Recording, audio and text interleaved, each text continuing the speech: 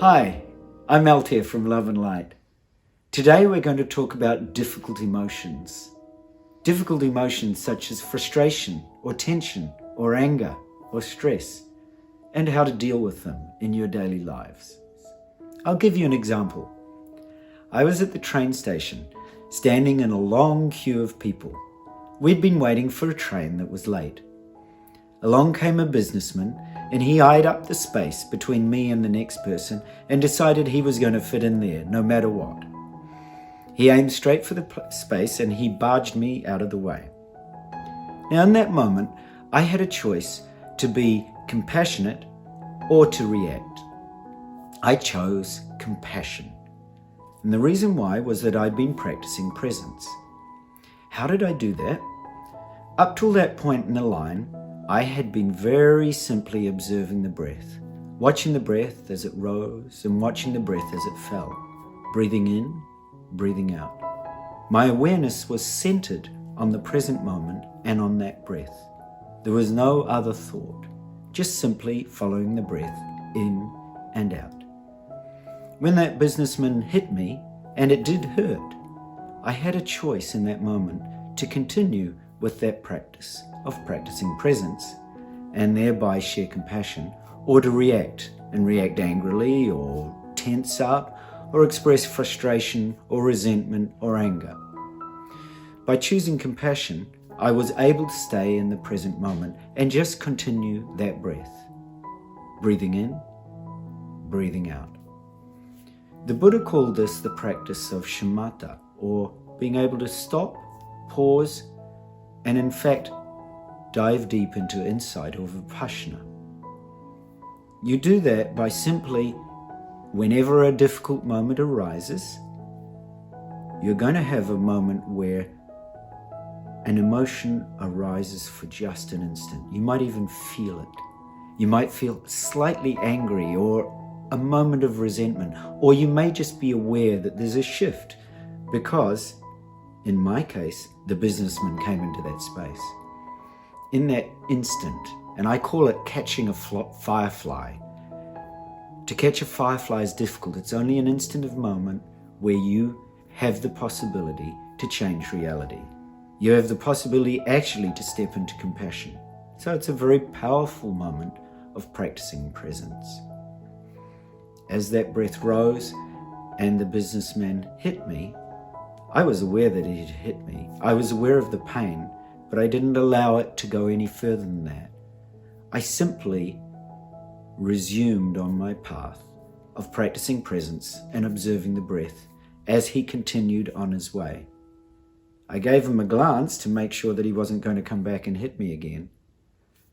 But I allowed the power of practicing presence to be the power that continued through all those moments. As you practice deeper and deeper presence, the mind and the heart grow still. The mind and the heart begin to awake to themselves. The self that you are, with all its constructs and ideas and thoughts and opinions and beliefs, grows less and less. The power of the self actually begins to diminish, and in fact, it begins to dissolve. And all you're left with is the power of practicing presence. There's also the case where, in my situation, the businessman decides to come back and push you again. There is a point at which you have to be assertive.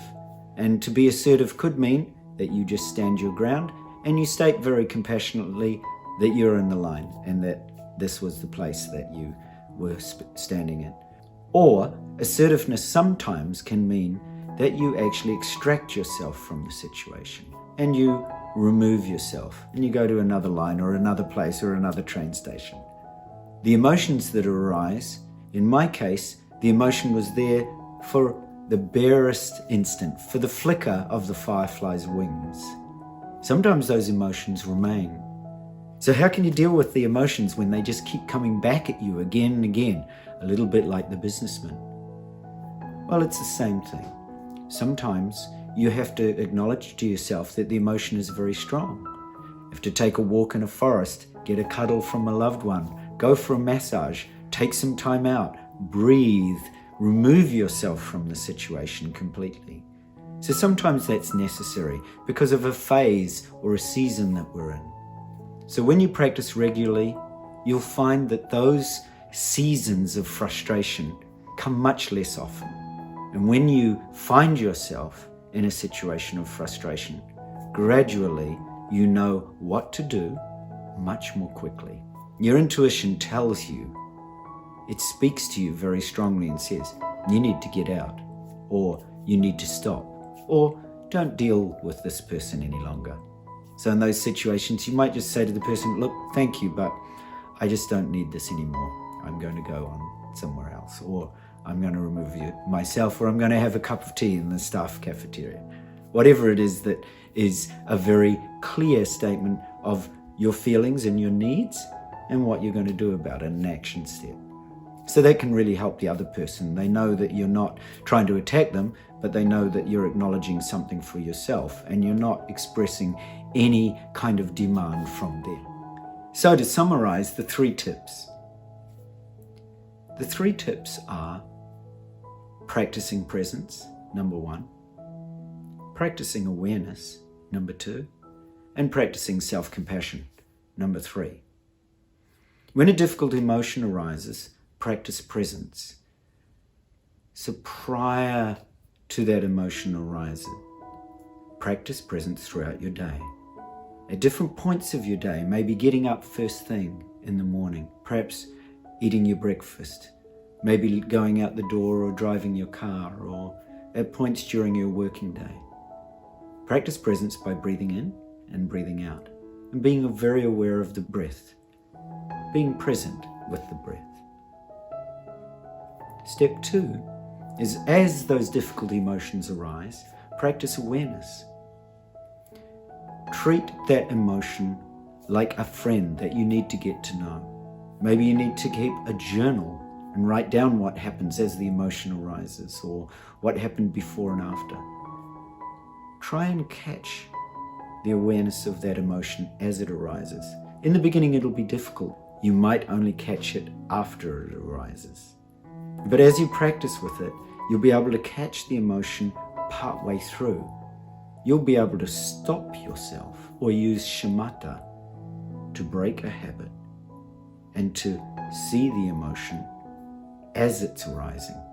And then you'll be able to accomplish a personal miracle or a gift by catching the emotion just before it arises. You'll feel in your body a body sensation, perhaps in your gut or your chest, wherever that emotion normally settles, and you'll be able to catch that emotion, like catching the wings of a firefly before it actually arises.